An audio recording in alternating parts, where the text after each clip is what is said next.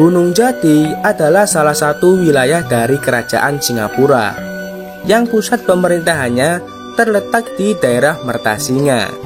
Kerajaan Singapura ini adalah salah satu daerah kekuasaan dari Kerajaan Pajajaran yang dipimpin oleh Prabu Siliwangi. Pada sekitaran tahun 1420 Masehi, Cirebon kedatangan rombongan pedagang dari Timur Tengah atau dari daerah Baghdad, Irak, yang dipimpin oleh Syekh Idhofi Mahdi. Mereka meminta izin untuk menetap di perkampungan Muara Jati, atau yang kita kenal saat ini adalah daerah Bondet sampai daerah Gunung Jati, dengan alasan supaya dekat dengan pasar Pasembangan Jati yang ada di sekitaran Gunung Jati. Setelah mendapatkan izin dari penguasa kerajaan Singapura, Syekh Idhofi Mahdi mulai melakukan kegiatan berdagang di pasar Pasembangan Jati. Selain berdagang, Syekh Idhofi Mahdi juga giat berdakwah, mengajak masyarakat untuk mengenal ajaran agama Islam. Setelah banyak yang mendengar agama baru tersebut, orang-orang terus berdatangan dan menyatakan diri memeluk agama Islam dengan tulus dan ikhlas.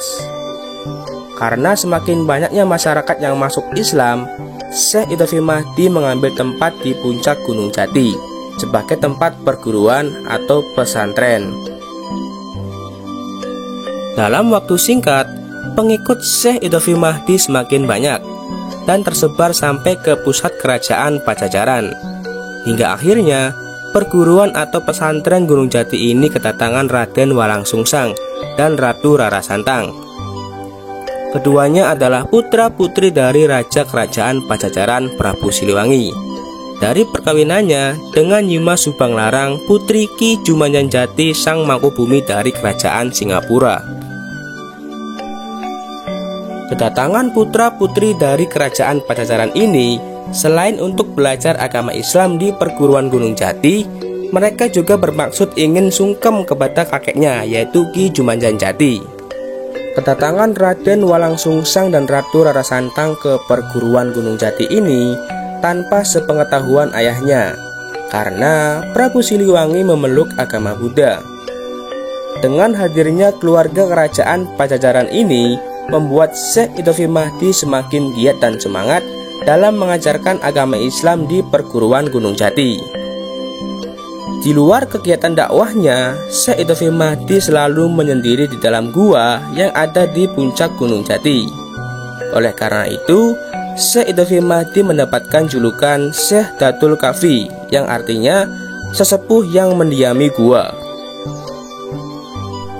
Berkenaan dengan itu, beliau selalu memberikan nasihat pada para santrinya yang akan pergi dari perguruan Gunung Jati, yaitu dengan kata setana, yang artinya pegang teguhlah semua pelajaran yang didapat dari perguruan Gunung Jati ini dan jangan sampai lepas. Sejak saat itulah orang-orang menamakan kampung Pasembangan Jati ini dengan nama Setana Gunung Jati. Namun karena pada akhirnya Gunung Jati ini digunakan untuk tempat pemakaman, terutama makam Syekh Idhofi Mahdi itu sendiri, maka penduduk Jawa Barat yang sebagian besar berbahasa Sunda, sebutan Setana diganti menjadi Astana, yang artinya kuburan.